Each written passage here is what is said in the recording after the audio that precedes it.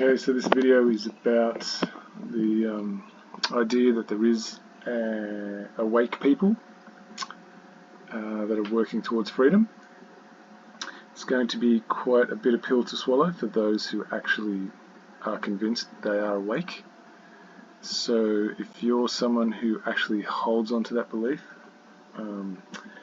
like with a severe conviction, this is not for you. There will be no learning here for you. This is for people who actually want to understand what the root cause of the problem is as to why humanity is where it is, and why the majority of people who are aware that there's tyranny and slavery are still waiting for a savior like the Trump-WhiteHat-Q trinity to come fix everything with the QFS and the gold and silver and the crypto versions of, I don't know what they call them, XP, what is it?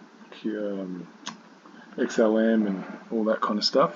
That's the new sort of way we're going to get out of this.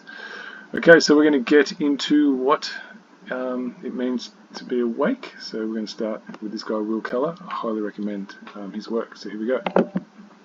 You can do the one great work, which is action-based, right? Going public in the world and talking about the causal factors, talking about natural law. So let's talk about, let's talk about a few aspects of what does it mean to truly be awakened? Great question. Yeah. Right? And I want to delineate this from woke, right? Woke is a radical left statement, which is a false illusion awakening. Being woke is, social justice type stuff. Mm-hmm. This is not what it means to be truly awakened. The eye is open, the inner eye, right? This is what the eye of providence is, right? The all-seeing eye. The all-seeing eye is, it's an ancient symbol of God, of natural law, always present. This is what the eye of providence is. Now, how many people get really fixated on that eye that's on the American dollar bill? It's on the back of Madonna's jacket, etc., believing that that eye in the pyramid can only mean one thing, and that is something to do with Satanism. So there's already an inversion, and far too many people attach that, and that there's only one way to know it. So that's the thing about knowledge, guys, that there is singular knowledge, but it's how it's appropriated. That's the difference. So you have free will to how you appropriate it, and the Satanists, they appropriate it to get you to deviate from the true meaning of what symbolism is meant to provide for you, the archetypes that it's meant to provide, as like foundational stones for you to navigate through this reality.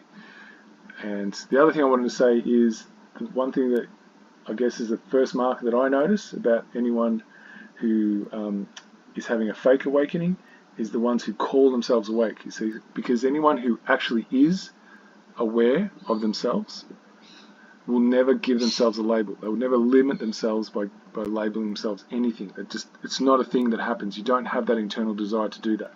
But someone who isn't, the first thing they're going to do is their ego is going to show up, and they're going to want to put a label to themselves to advertise that there's something that they actually aren't. Because once you know yourself, you don't have this impetus to show others, to get some validation from others about your status. It doesn't exist. Okay, let's listen on to what Will's got to say. And to awaken your inner eye, there are certain categories. When someone says, "Oh, I'm awake," this person is truly awakened. What does that mean?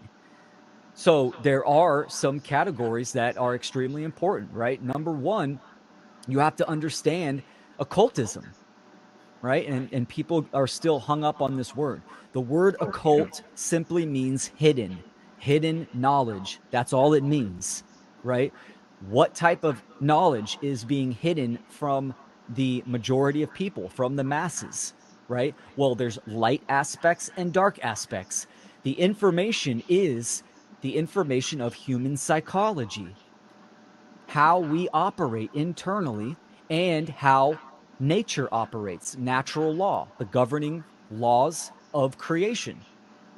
This is what the body of information, of knowledge is. This is occultism, because it is hidden.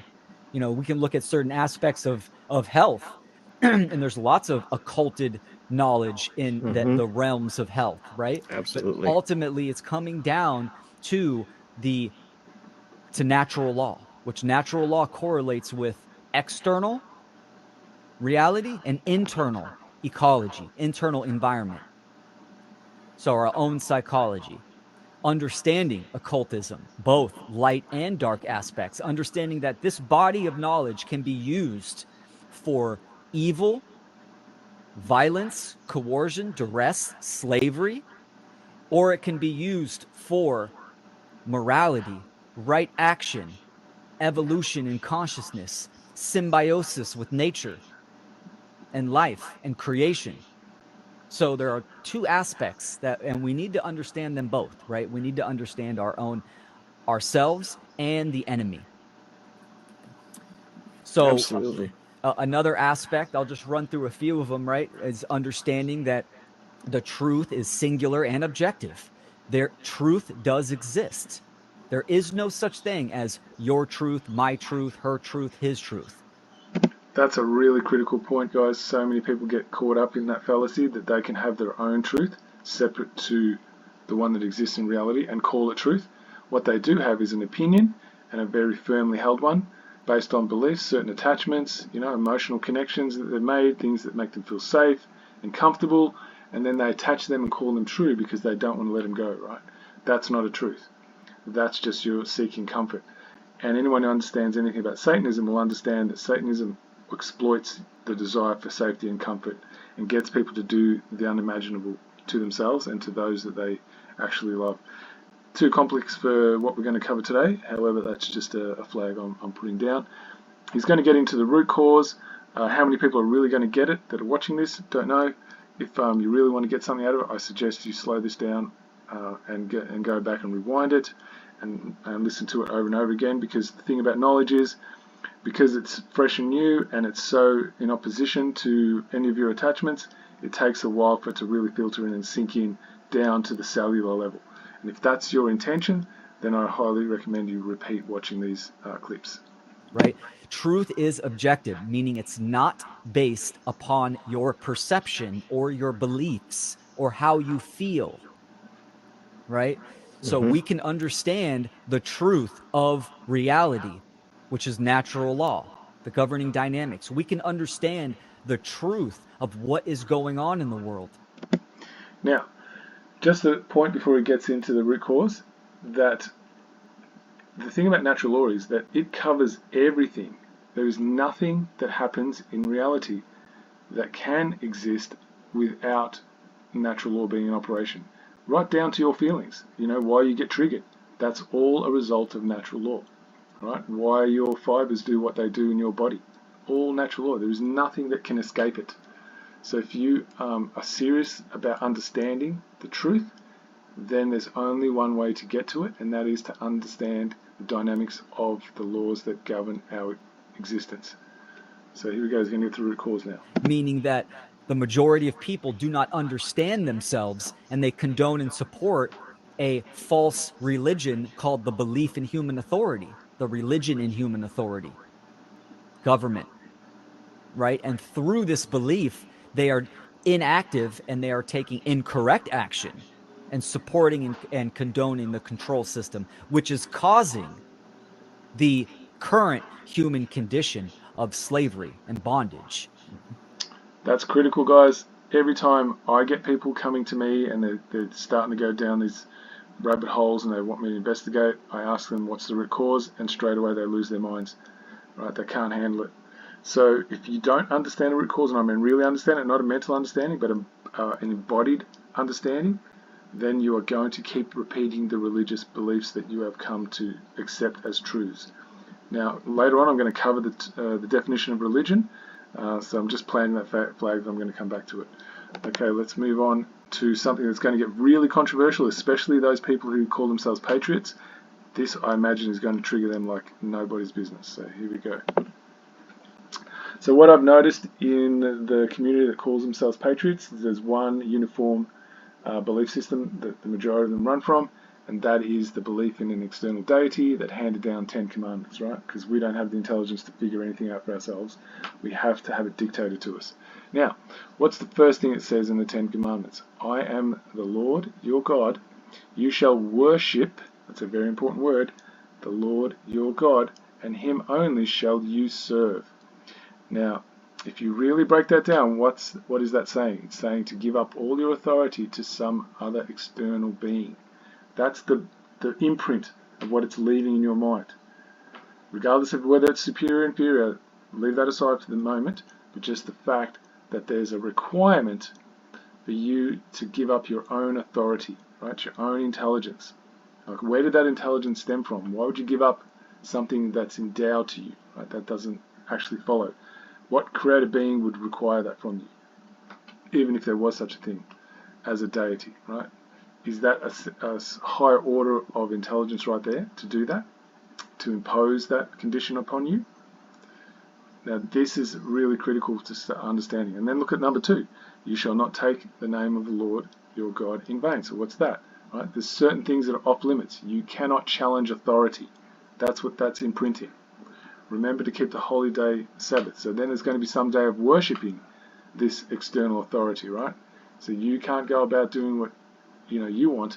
You must worship, right? So it's more reinforcement of giving up your power to something that's supposedly bigger and better than you, right? So here's superior, inferior being installed. The program's being installed right here. Honor your father and your mother, right? So it's telling you what to do, regardless of what they're like, whether they're moral people. It's irrelevant, right? You just need to honor them, right? That's the blanket thing you do. So the first 4 things right there are already imprinting slavery, right? The next 5, the 6, the 7, they're all things you can work out yourself. You don't really need anyone to tell you that. But some people actually still believe that morality comes from something that's written down. They don't have the capacity to work it out for themselves, right? Which, if you start believing that, then you're already a slave. So what's the next thing I've got for you here? I love this. This really nails it. This shows the level of consciousness of someone who really believes these things as truths. It is an absurdity to believe that the deity has human passions, and one of the lowest of human passions are restless appetite for applause. And what does that mean? The requirement to be worshipped. Now, how many people go about their day seeking adulation, right? The whole sporting system's based on that. Like, it's imprinted in the way we go about living our lives, right? The whole cage fighting, that's all about adulation, having a superior beat the inferior, right? They just repeated it over and over again. So this one imprinted idea has far-reaching consequences that reaches through pretty much every aspect of our interactions in our day-to-day lives. And very few people that I've met are able to recognize that. So I'm putting it on a platter for you if you're interested in having a look at this. Okay, we're going to go back into what Will's got to say. A lot of people are stuck in this conditioned zone of thinking they are aware, thinking that they are awake, but still implementing their conditioning and the mind control, right? And how can you delineate and discover this within someone? Well, patterns tell all, right? Action says volumes, speaks volumes. So I get attacked constantly by people who, anytime I put things up that go against their prejudices and biases, they lose their minds. They start getting really aggressive and hostile and making threats, right? That's constant. Now, the last round is when I did the stuff on Bosi, right? Like, the cult of Bosi just came forward and reacted no different to how the people who actually followed the jabs and the mandates and etc., right, treated anyone who started showing information to the contrary. Same energy, right? So that cult is alive and well and just has different stimulants. So that's what I wanted to say about that one before we go back into it, that people who claim to be moral are totally oblivious when they're being immoral, right? So it's just because someone puts up something you don't like and it's triggering you, they believe they're self-entitled to be aggressive and hostile towards them. Now, we're going to go into principles later and see how that's totally immoral. But right now we're going to finish off with what Will's got to say. Right? If someone is not actually doing the one great work, if they are not trying to effectively and efficiently create change in the world towards freedom, truth, and the alignment to natural law, then they are definitely not awake, right? They definitely aren't awake. And people might have a hard time with that, right? But that's the truth of the matter, is that for us to change the current human condition, if we say we want freedom, then people, individuals need to understand how to think and act in the world morally. First principles. They need to understand first principles, first things first, right? They need to understand the non-aggression principle, the self-defense principle, and the self-ownership principle, right? They need to understand this and they need to act on it. So just by having a conversation with someone, you can understand and gauge their level of awareness, right? So it's Makes all sense. about their action. This is how manifestation works. It's based upon actions, which our actions are based upon the information that we hold. So, someone's not checking their conditioning, right? Then it will show in the patterns of their behavior and action. Now, I've already done a video, I haven't released it yet, about the fan mail I get from when I do stuff on BOSI. And that's a perfect illustration of what he's saying here, that people do not check how their behavior is moral or immoral. They don't check in when they start getting self-entitled and self-righteous and measure it up against when that's behaviors happen towards them and how they liked it, right? So that's that do unto others as you have done unto you. They don't check that. So I go into that detail, so I'm hoping to release that sometime soon. So that's the sort of things that, or like behaviors that are rife in this so-called truth movement, right? And that shows you just how far from freedom humanity really is. This is going to be a bitter pill for many who still believe themselves that they are right because of their beliefs that they've attached to, and that this stuff that's being put out here is too woo-woo and yada yada, right? They still at that level of consciousness. This is going to inflame them. I can just see that. Now that's just natural law. That's what happens, right? If you cannot understand something and you believe it's someone mocking you because you can't understand it, what do? You get incensed and enraged. And what's the first thing that happens when you get incensed and enraged? You want to attack and harm them, right? I get that heaps. So this is some of the important things to understand about where people's reactions are coming from. And if they don't know the intricacies of the knowledge that's been deliberately concealed from them, and then the stories that have been inverted and told to them as truths and they've attached to because they've trusted the source, then they're going to keep on that road to slavery. So let's see what else I've got prepared here.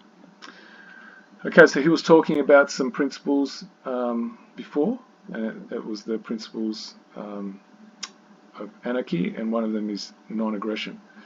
Now, anarchy, for some people who don't know what it is, and I go into it, I think I go into it later, and it's from the Greek word which means without, and archon, also Greek rulers. So it means to be without a ruler, and one of the principles of not having someone rule you is that there's no aggression, right? And then if there is, then you've got the right to self-defense because life has the right to preserve itself. Otherwise, there's no point why there's life. And then the other thing about moral law is that it governs the consequences of moral and immoral behavior for beings with holistic intelligence. So holistic intelligence just means the ability to understand the consequences for behavior. So people who lead and come and aggressively attack the things I put out, well, I'll give them the mirror, right? So I'll reflect back to them the way that they are delivering, and then they lose their minds even more. But all I'm doing is I'm doing the golden rule: do unto others as you would have done unto you, as you can see here. So I'm just giving them the laws of nature as they exist, right? What you put out, you'll get back. And they don't take responsibility for what they're putting out because their rage conceals where the trigger is, and it's not me, it's their attachments to the lies and the contradictions, and their inability and unwillingness to face the lies that they swallow. And lies can only do one thing, and that is cause harm. So instead of owning up to the fact that they're harming themselves by attaching to their comfort of the lie, they would prefer to destroy the one who speaks those things that they are denying. That's the natural reaction that happens when you're in that space. That's what denial breeds. And as you can see, the principles of moral law are self-ownership and non-aggression. And so they're really, see how they're all tied together? Anarchy and moral law, they tie together. Okay, let's move on. Getting down to first principles, understanding natural law and objective morality. Now, why is this first principles? Because you have to do the logical progression, right? We exist in this reality and we're going to interact with beings and other people. So what's more fundamental than action and behavior? Now, Right. does that action or behavior, is it immoral or moral? Does it initiate aggression or harm? Or is it voluntary and consensual? This is very important. This is the root. If someone does Yep. not understand this, then they are absolutely not awakened. Now, being awake is not an end of a road thing, right? This is what we are here to do as infinite consciousness having an experience. We are here to learn and grow. So you don't get to a certain point and that's the end of the road. And now you're awakened, you're enlightened. It's an ongoing process. The information that we talk about, objective morality and natural law, this is just to get us up to par, right? We're just Right. getting up to the information of just knowing ourselves and knowing nature, and how nature operates, right? We can still progress further than that, but we're being restricted and we're being hindered due to the control system, the slavery system that is there, right? Rick, you and I and many of the viewers are not slaves. There's a difference between being free mentally and being enslaved externally. We Right. are all under the condition of external slavery. But the question is, and this is where it starts, are you free mentally? We need to free our minds first, right? And then act in the world to create change, to end external the human condition of slavery. And that's critical, guys. This is the thing that Mark Passio constantly goes on about, is the suffering of one who understands these principles that exist in nature as the requirements for freedom, and we cannot be free until all are free. And the only way that can happen is if we start freeing our minds first, because whatever the mind conceives, that's where actions are driven from. And if you start attaching to beliefs that are enslaving you, then you're going to have no chance, zero, of actually freeing yourself physically from those shackles. It's not possible. So that's why it's all of our responsibility to get involved in the root cause of how we are mentally enslaved. What are the tricks that we've fallen for? That is our individual responsibility. Whether you like it or not, the sheer fact that you're here, you come with that. Doesn't matter if you like it, if you want to butt up against it, that doesn't change. And so you get to make the choice of whether you take that responsibility or you refuse it. If you refuse it, there's a set of consequences that you are not going to enjoy that are worse than if you accept it. But that's the sad part, is those who refuse it are totally unconscious of the consequences, and that's why they keep refusing it. And that's what this Patriot movement, sadly, I wish it was different, keeps doing. They are part of the enslavement of the masses. Like the numbers that are in that so-called Patriot movement, right? If they were actually working towards a true solution of fully understanding objective morality, not the fake one that they'll hand it to them by the Ten Commandments and the people who wrote the Bible and stuff, not that, but the real one that's in their intuition. They can access it with their intuition, right? If they were to align with that and discard with the beliefs, there would be a lot of momentum moving towards freedom and be in play now. Wouldn't be relying on this Trump fantasy that's being pushed all over the media. None of that, right? We'd see that for what it really is. It's just more of the circus to deflect and distract and push you back into slavery. That's all it is. There's a ruling class in there duking it out amongst itself, and they're dragging you along because you're allowing it, right? If you don't allow it, there'll be no ruling class. That's what we need to get to, right? And like I said, the Patriot movement, I can't imagine is going to enjoy this. So if you're in that and you identify as that, is not for you. Okay, so if you're looking to find some kind of guidance about moral principle, and that there is actually a structure in place that was built on moral principle, where the system of governance, which just means system of public servants and administration of how services will be delivered to the people equitably in order to advance the quality of all lives equally. This site has got plenty on it. I'm just going to quickly, I'm not going to go too much into it because I've done plenty of other videos about that. But here we go, it's already standing on principle. You can see that unifying our community. It talks about the 1901 Australia Crime Punishment Manifesto, which is the 1901 Commonwealth of Australia Constitution. So it talks about why that's a fraud and how that's just more enslavement. And then you've got participate in our police letter campaign. If you want to do that, you can click on that, take you right there, subscribe to the mailing list. As you go back up here, you can see all the different places you can look into. And so anyway, that's for you to discover in your own time, but just giving you a resource. It's magnacarta1215.com. There you go.